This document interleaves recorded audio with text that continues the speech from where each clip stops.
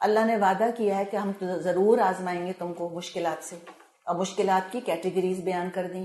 مور اور لیس دنیا کی جو پریشانیاں مشکلات ہیں وہ اسی کیٹیگری کے اندر آتی ہیں ساری کی ساری، اور سبھی پر پڑتی ہیں. بڑے سے بڑا بادشاہ بھی محفوظ نہیں ہے.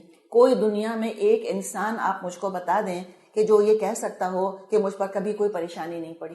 اور مومن کے بارے میں یاد رکھیں، مومن کا تو خصوصی معاملہ ہے، اس لیے کہ بعض احادیث میں ہم کو یہ مضمون ملتا ہے کہ نبی اکرم صلی اللہ علیہ وسلم نے فرمایا کہ میری امت کا عذاب اللہ نے دنیا ہی میں رکھ دیا ہے، اللہ ان کو پاک صاف کر کر ہی اٹھائے گا. تو مومن کی زندگی میں جو بے فکری کا کوئی ٹائم آتا ہے، سمجھیں کہ وہ تو بونس ہے، ورنہ مومن آزمایا ہی جاتا رہے گا، مال سے، اولاد سے، جان سے. اپنی جان پہ بیماری آئے گی، یا اولاد کی کوئی فکر آئے گی، یا کوئی مال کا نقصان ہوگا. اور کم ہی پاکٹس ایسے آئیں گے جب ان تینوں میں سے کوئی بھی آپ کے اوپر بلا نہ آئی بھی ہو.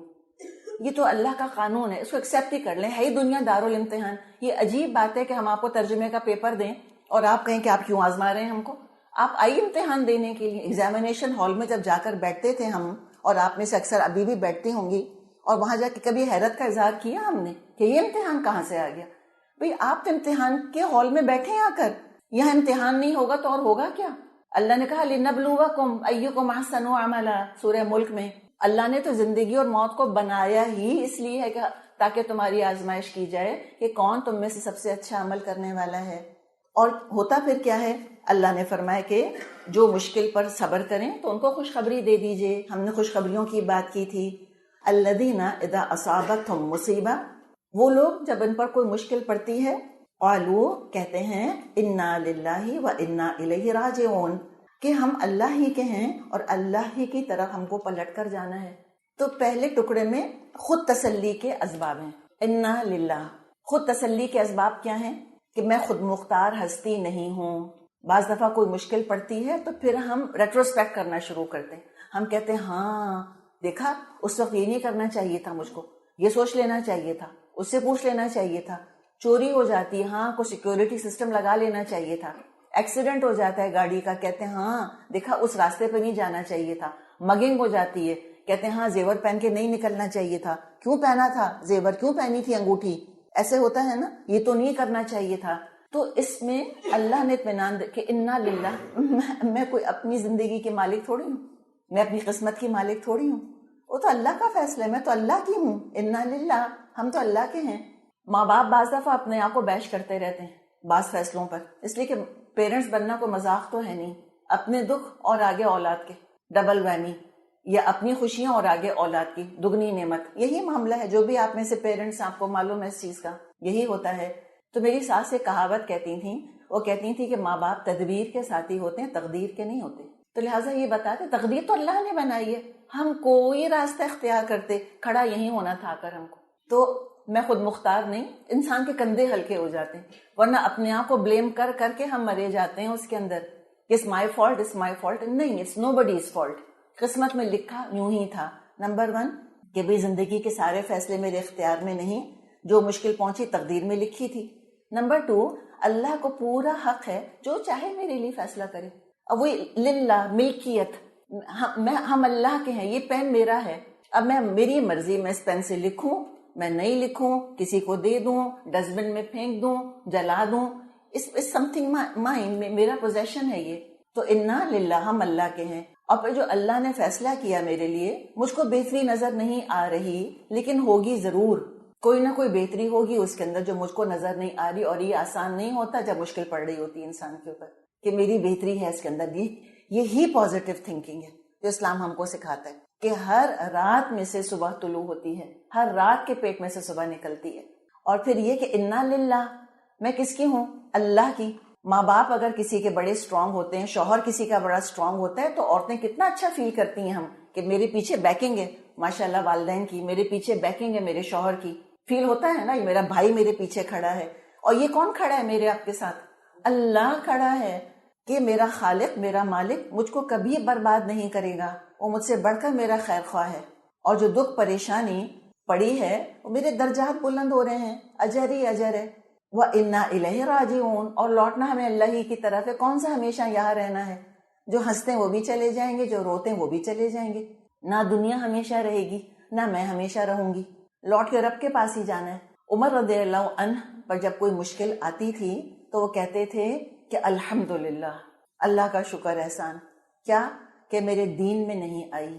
آپ صلی اللہ علیہ وسلم نے فرمایا کہ جس کی عصر کی نماز قضا ہو گئی، جان بوجھ کر جس نے عصر کی نماز چھوڑ دی، اس کا ایسا نقصان ہوا جیسے کہ اس کا مال تباہ ہو گیا اور اولاد برباد ہو گئی.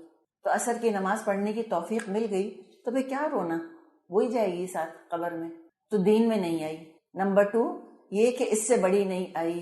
اور تیسرے یہ کہ اللہ نے مجھ کو صبر کی توفیق دے دی. جب کوئی مشکل آتی تو وہ یہ 3 چیزیں سوچا کرتے تھے.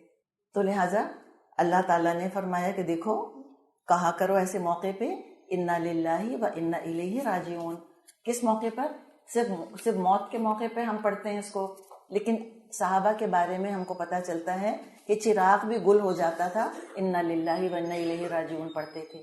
جیسے کسی کوئی بری خبر ہم کو ملی، فوراً کہیں انا للہ و انا الیہ راجعون. کسی کی بیماری کی خبر ملی، کہیں. لیکن جب ہم کہیں گے کسی کی بیماری کی خبر سن کے انا للہ و انا الیہ راجعون، تو وہ کیا کہیں گے؟ نہیں مرے نہیں ہیں ابھی، آپ نے تو مار ہی ڈالا ان کو. تو پہلے لوگوں کو ایجوکیٹ کرنا ہوگا کہ ہر مشکل کے وقت یہ پڑھنا چاہیے، ورنہ ہم ایک دم شروع کر دیں گے آج جا کر تو بہت مشکل ہو جائے گی. ہاں اپنے اوپر نہ کہیں انا للہ پڑھنا شروع کر دیں پھر ہم. اور دعا کرنی چاہیے کہ اللہم اجرنی فی مصیبتی و اخلف لی خیرا منہا، کہ اللہ تعالیٰ مجھ کو اس مصیبت پہ اجر دے اور مجھ کو اس کا بیسٹ ریپلیسمنٹ عطا کر. ام سلمہ رضی اللہ عنہا فرماتی ہیں کہ ابو سلمہ شہید ہو گئے رضی اللہ عنہ، بہترین شوہر تھے، ان کا انتقال ہو گیا.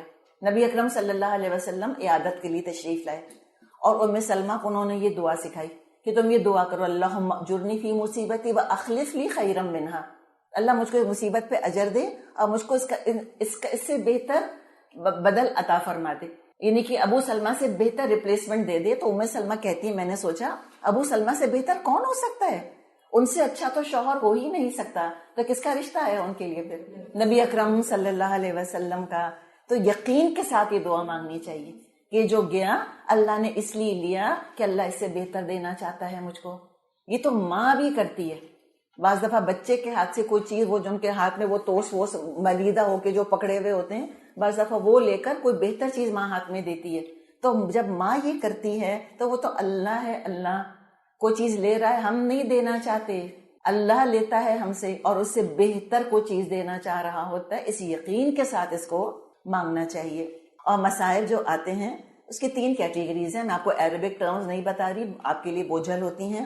ایک مصائب آتی ہیں تاکہ انسان کے اندر کا خیر نکلے. ہم کمپلیسنٹ ہو جاتے ہیں، کمفرٹ زون میں چلے جاتے ہیں. جب ہم بہت خوش ہوتے ہیں نا تو پھر ہم اسی حال میں رہنا چاہتے ہیں، ہم اسٹیشنری ہونے لگتے ہیں، ہم زیادہ جدوجہد محنت نہیں کرتے، ہاتھ پاؤں نہیں مارتے. تو لہٰذا بعض دفعہ مشکلات آتی ہیں ہمارے اندر کا خیر نکالنے کے لیے. بعض دفعہ مشکلات آتی ہیں کسی بڑی مشکل کو دور کرنے کے لیے اور یا درجہ بلند کرنے کے لیے. اور جو اللہ کے دشمنوں پر مشکلات آتی ہیں، ابو جہل جیسوں پر، فرعون جیسوں پر، قارون جیسوں پر، قوم لوط پر یا قوم شعیب پر، وہ جو مشکلات اور مصیبتیں پڑی ہیں وہ اللہ کا غصہ اور ان کو توڑنے کے لیے آتی ہیں، اللہ کے غضب کے طور پر آتی ہیں. تو ہم تو اللہ کے دشمن نہیں ہیں، اللہ ہمیں اپنی پناہ میں رکھے. تو ہم پہ جو مشکل آتی ہیں وہ کس کے لیے آتی ہیں؟ یا کوئی خیر نکلنا ہے جو ہمارے اندر پوشیدہ ہے، یا ہمارا درجہ اللہ تعالیٰ بلند کرنا چاہ رہا ہے، یا اللہ تعالیٰ کوئی اور بڑی مشکل دور کرنا چاہ رہا ہے. جیسے بچوں کو یا بڑے بھی انوکولیٹ کرتے ہیں نا ویکسینیشن. ویکسین میں کیا ہوتا ہے؟ ایٹینیٹڈ وائرس ہوتا ہے نا، وائرس کو بہت کمزور کر کے داخل یا بیکٹیریا کو بہت کمزور کر کے داخل کر دیتے ہیں باڈی میں تاکہ ریزسٹنس ڈیولپ ہو جائے. یہی ہے نا اس کا سارا فارمولا پیچھے. تو اللہ تعالیٰ بھی ہلکی مشکل، بڑی واٹر ڈاؤن مشکل ڈالتا ہے تاکہ بہت بڑی مشکل سے ہم کو اللہ تعالیٰ بچا لے. اب جب صبر کی بات آئی تو آگے اللہ تعالیٰ صابرین کی یاد دلا رہا ہے. تو یہ کہتے ہیں کہ ہم اللہ ہی کے ہیں، اللہ ہی کی طرف ہم کو لوٹ کر جانا ہے. اولئک علیہم صلوات من ربہم ورحمہ واولئک هم المہتدون، ان پر ان کے رب کی طرف سے بڑی عنایات ہوں گی. اولئک عظمت کی طرف اشارہ ہے، آلریڈی درجہ بلند ہو گیا مشکل پڑتے ہی. صلواتن، بہت سی رحمتیں تم پر آ رہی ہیں.